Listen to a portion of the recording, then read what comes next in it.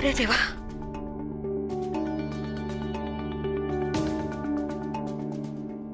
काय झालंय?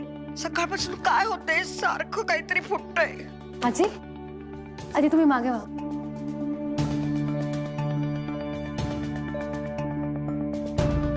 पायाला नाही ना लागलं? आई, कप कसा फुटला?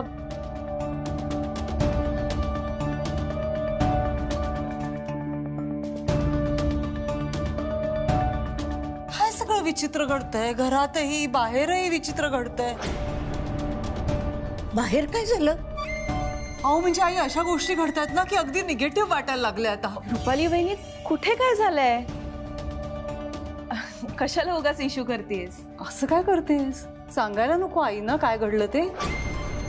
रुपाली वहिनी, राहू दे ना तो विषय. नेत्रा, नेत्रा तू उठ. नाही काकू, थोडंच राहिलं, एवढं उचल. उठ आधी. काकू उठ. अगं राहू दे, दे इथे. काकू सावकाश, हात हात. तू दिवसभर दमली असशील ना फोटोशूट करून. जा, फ्रेश हो आणि आराम कर. हा, तुझा मी करते. हा जा जा. केतकी, काय झालंय? आई, अहो टेन्शन घेण्यासारखं काहीच नाही झालंय. तुम्ही नका काळजी करू. ठीक आहे, काही झालंच नाहीये असं समजूया आपण. दुसरं काय? तुम्ही म्हणाल ती पूर्व दिशा. ठीक आहे. म्हातारी काही शांत बसायची नाही. चेहरा कसा झालाय आता? नक्की ती मला विचारायला येणार.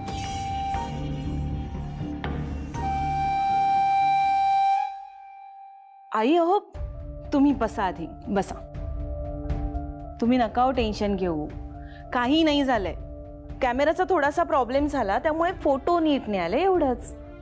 मग काय, फोटोशूट कॅन्सल झालं. आई, बाकी काहीच नाही झालंय.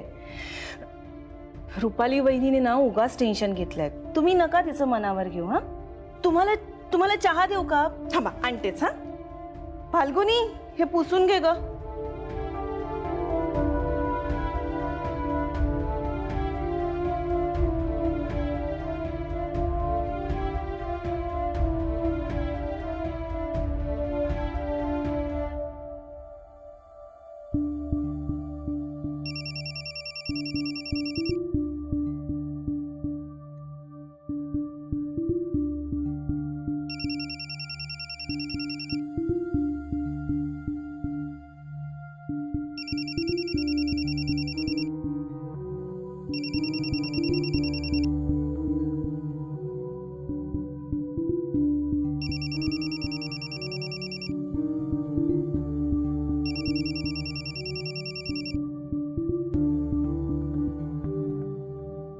हॅलो,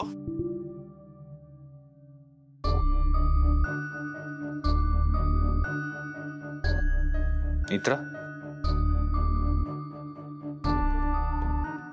मी कधीपासून तुम्हाला फोन करते, तुम्ही फोन का उचलत नाही आहेत माझे?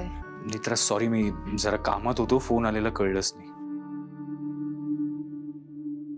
बोल ना, का फोन केला होतास? काही नाही साहेब, तुम्ही सुखरूप पोहोचलात की नाही तेवढंच विचारायचं होतं. हो साहेब, मला यायचं होतं तुमच्या बरोबर. नेत्रा रिलॅक्स, तेजस आहे माझ्या बरोबर. एवढं टेन्शन का घेतेस तू? पण मग निदान तुम्ही घरी यायचं ना, मग इथून गेला असता ऑफिसला. नाही, मी मुद्दाम डिरेक्टली ऑफिसला आलो, घरी नाही आलो. का? मी घरी येणार, परत झालेल्या गोष्टींचं डिस्कशन होणार, घरातल्या सगळ्यांना टेन्शन येणार, या सगळ्या गोष्टीचा इश्यू क्रिएट होणार. सो मी विचार केला डिरेक्टली ऑफिसलाच जावं.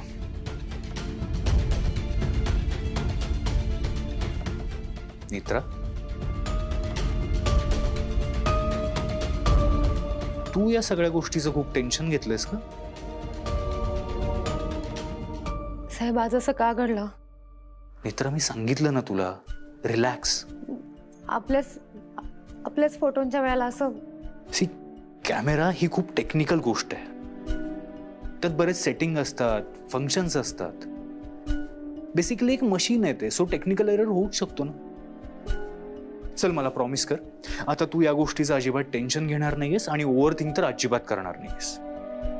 पण मला सांगा, आपल्याला ते कळेल का? म्हणजे नक्की काय घडलं होतं ते आपल्याला कळेल? माहित नाही कळेल की नाही कळेल, पण या सगळ्या खूप टेक्निकल गोष्टी आहेत, त्यामुळे वेळ लागू शकतो कदाचित. बरं ऐक, आणि सगळ्यात महत्वाचं म्हणजे जे काही झालंय त्याबद्दल बाबांबरोबर काहीच डिस्कस करू नकोस. मी आईला सांगितलंय तसं. मला या गोष्टीचा उगाच इश्यू करायचा नाहीये. ती करेल सगळं व्यवस्थित मॅनेज. ठीक आहे साहेब. बरं ऐक, मला ना एक अर्जंट मीटिंग आहे, मी ठेवू का फोन? हो हो हो. बरं ऐक, तू काळजी घे आणि जास्त विचार करू नकोस, टेन्शन घेऊ नकोस. आपण बोलूयात संध्याकाळी आल्यावर. तुम्ही पण काळजी घ्या. बाय.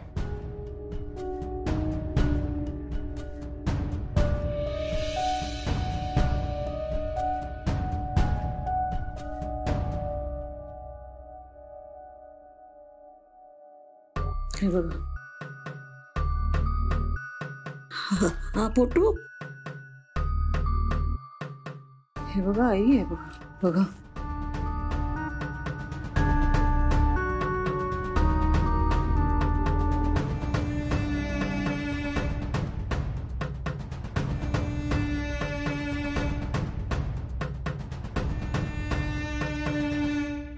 हे बघा, बघताय ना, हे असे सगळे विचित्र फोटो येत होते. म्हणजे आता कॅमेऱ्याचा बिघाड म्हणा किंवा आणि काही म्हणा, पण हे कसं काहीतरी वेगळंच घडत होतं.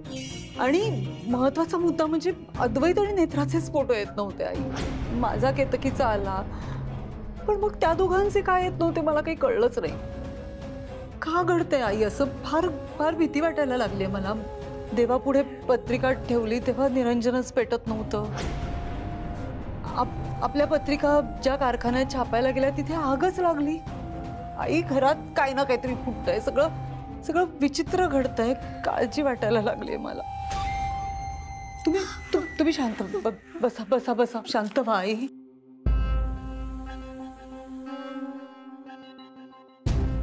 पाणी पाणी पाणी प्या. शांत व्हा.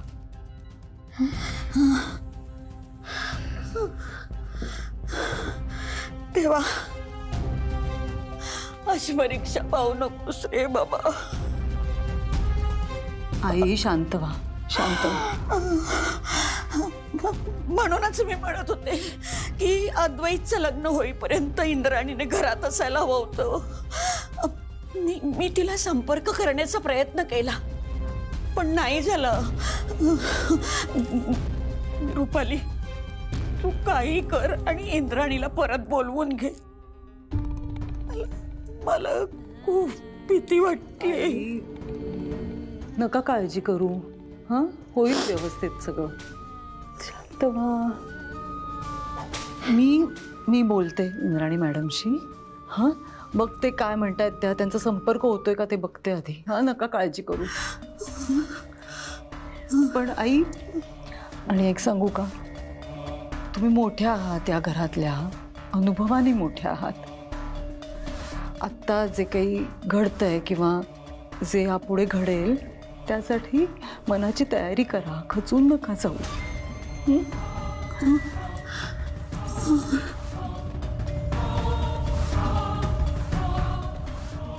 नका काळजी, सगळं व्यवस्थित होईल.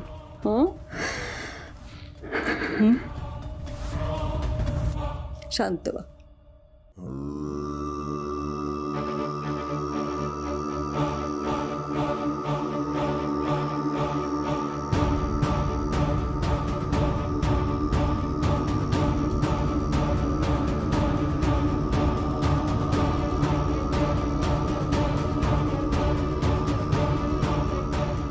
सगळेच राजाध्यक्ष बिंडोक.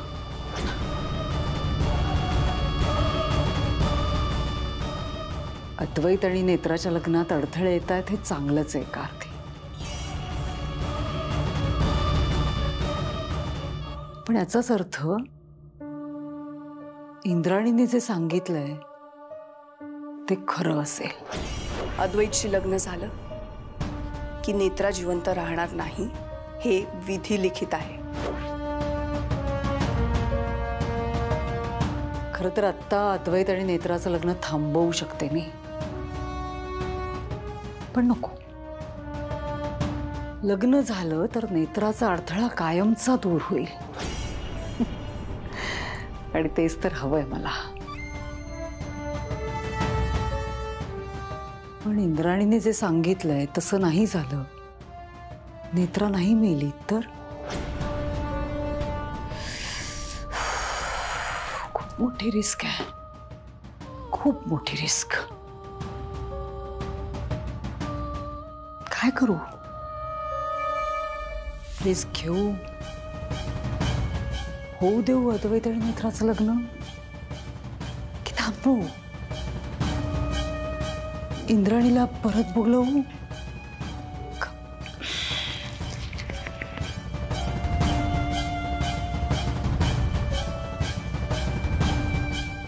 बोलवावंच लागेल.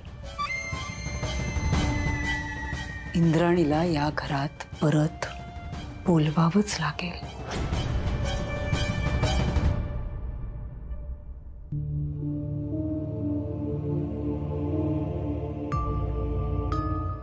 हे बघा, सी हे बाकीच्यांचे सगळे फोटोज क्लिअर आहेत, पण हे अद्वैत आणि नेत्राचा एकही फोटो नीट आला नाही. हे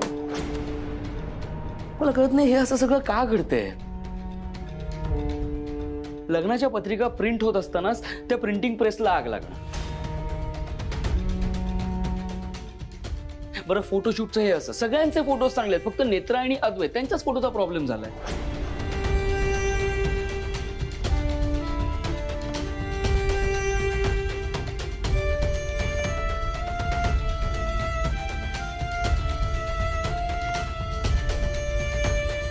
बाबा, नेत्राला त्रिनयना देवीचं वरदान आहे, तिच्याकडे दैवी शक्ती आहेत.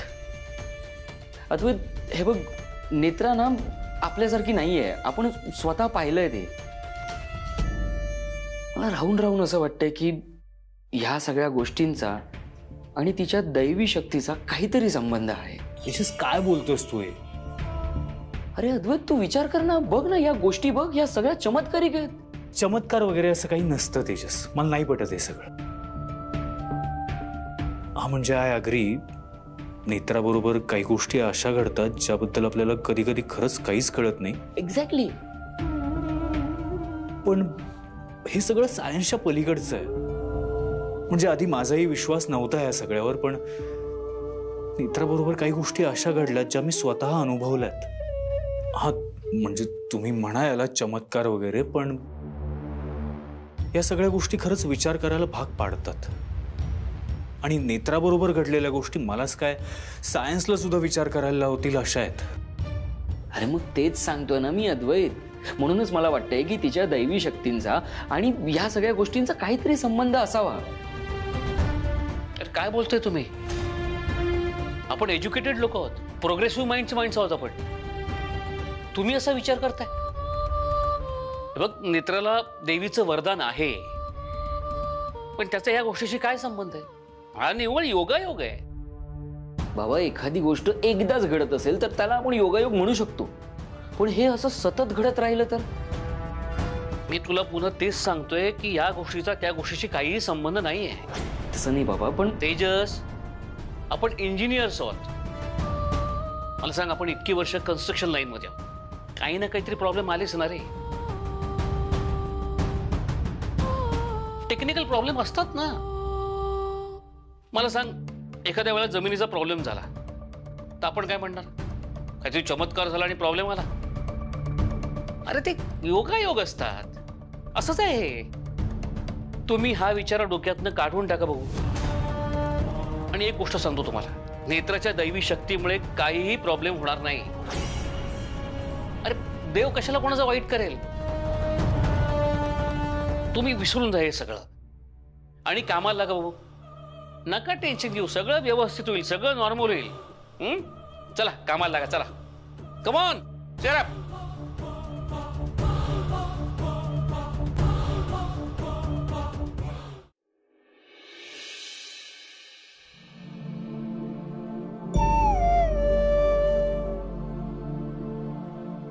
अद्वैत आणि तेजसला सगळं नॉर्मल आहे असं मी सांगितलं, पण हे सगळं अजिबात नॉर्मल नाही आहे. ह्या घटना नाही आहेत नॉर्मल. नेत्राचा मृत्यू होणार आहे. ह्या सगळ्या घटना नेत्राच्या मृत्यूचेच संकेत तर नाही आहेत ना. लग्न झाल्यानंतर नेत्राचा जीव जाणार आहे, पण असं नाही ना काही लग्न झाल्या झाल्या किंवा लग्न लागता क्षणी नेत्राचं बरं वाईट होईल. नक्की काय होणार आहे?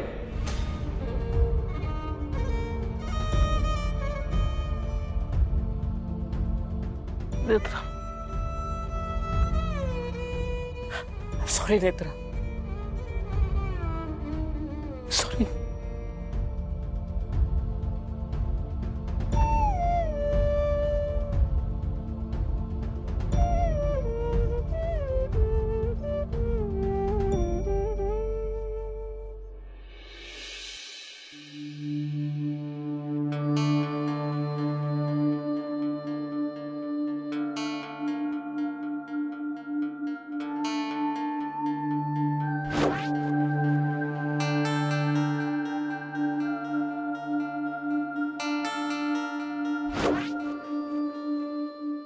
अद्वैत आणि नेत्राची पत्रिका ज्या प्रिंटिंग प्रेसमध्ये छापायला दिली होती त्या प्रेसला आग लागली आहे.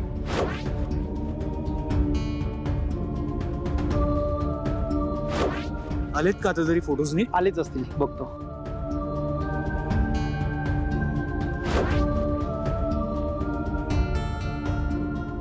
देवी आई, आजवर कधी अस्पष्ट तर कधी अर्थच न लागणारे संकेत तू मला दाखवलेस. हे सगळे संकेत घेऊन मी जगले, पण या सगळ्या संकेतांमध्ये असं काहीतरी असायचं ज्याने पुढे घडणारी वाईट घटना टाळण्याचा प्रयत्न करता यायचा मला. पण आता हे जे काही घडतंय सगळं समजण्यापलीकडचं आहे ग. मला हे सगळं सहनच होत नाहीये. अद्वैत साहेबांशी माझं नातं जोडलं जात असताना हे सगळं घडतंय. याचा अर्थ असा तर नाहीये ना की हे सगळं अद्वैत साहेबांसाठी चांगलं नाहीये. मला खरंच काही कळत नाहीये. अद्वैत साहेबांना काही होणार तर नाही ना? मला या सगळ्या घटनांचा अर्थ समजून घ्यायचा, या सगळ्या का घडतायत ते जाणून घ्यायचंय. देवी आई, अद्वैत साहेब सुखरूप राहतील ना?